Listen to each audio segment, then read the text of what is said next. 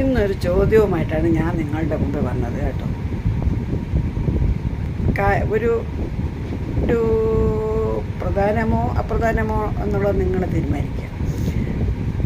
ഒറ്റപ്പെട്ടു പോയ ഒരു സ്ത്രീ എന്ന് വെച്ചാൽ കല്യാണം കഴിക്കാതിരിക്കാം, കല്യാണം കഴിഞ്ഞിട്ട് ഭർത്താവ് മരിച്ചു പോയിരിക്കാം, ഭർത്താവ് ഉപേക്ഷിച്ചിരിക്കാം, അങ്ങനെ പല കാരണങ്ങൾ കൊണ്ട് ഒറ്റപ്പെട്ടു പോകും ഒരു സ്ത്രീ. ഇനി കല്യാണം കഴിച്ചവർക്കാണെങ്കിൽ മക്കളുണ്ടായിരിക്കാം, മക്കളില്ലായിരിക്കാം.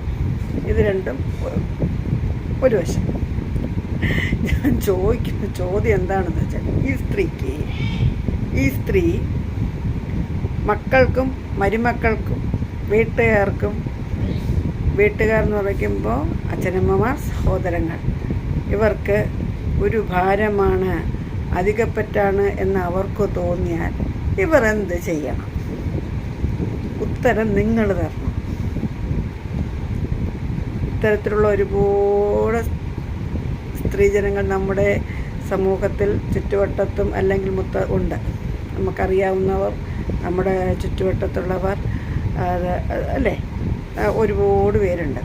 അവർക്കെല്ലാവർക്കും വേണ്ടിയിട്ടുള്ളൊരു ചോദ്യമാണ്, പലരും മനസ്സിൽ വെങ്ങിക്കൊണ്ടിരിക്കുന്ന ഒരു ചോദ്യമാണ്, അല്ലേ? എങ്ങനെ പറയും, അല്ലെ എങ്ങനെ ചോദിക്കും എന്നുള്ള ഒരു ചോദ്യമാണിത്. ഞാൻ നിങ്ങളോട് ചോദിക്കുകയാണ്, ഇത്തരത്തിലുള്ള സ്ത്രീകൾ മറുപടി തരിക, ധൈര്യമായിട്ട് മറുപടി പറയാം. അതെന്ത് മറുപടിയാലും, പോസിറ്റീവായാലും നെഗറ്റീവായാലും പറയാം. മനസ്സിലായില്ലേ?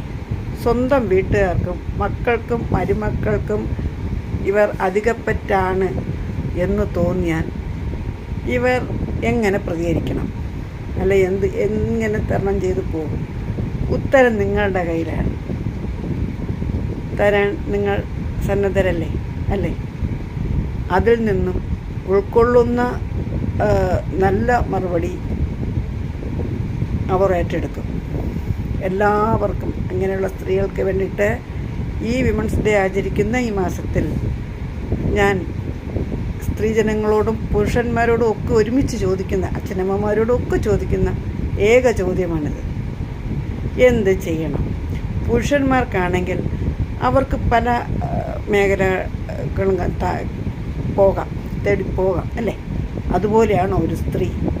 സമത്വം എന്ന് പറയുമ്പോഴും രണ്ടുപേർ എന്ന് രണ്ട് തട്ടിൽ തന്നെയാണ്, അല്ലേ?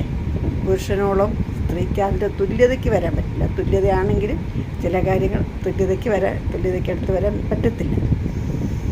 അത് പ്രകൃതിയുടെ ഒരു കളിവിളയാട്ടമാണ്, അല്ലേ? അപ്പോൾ നിങ്ങൾ ഉത്തരം തരുമല്ലോ, അല്ലേ? ഞാൻ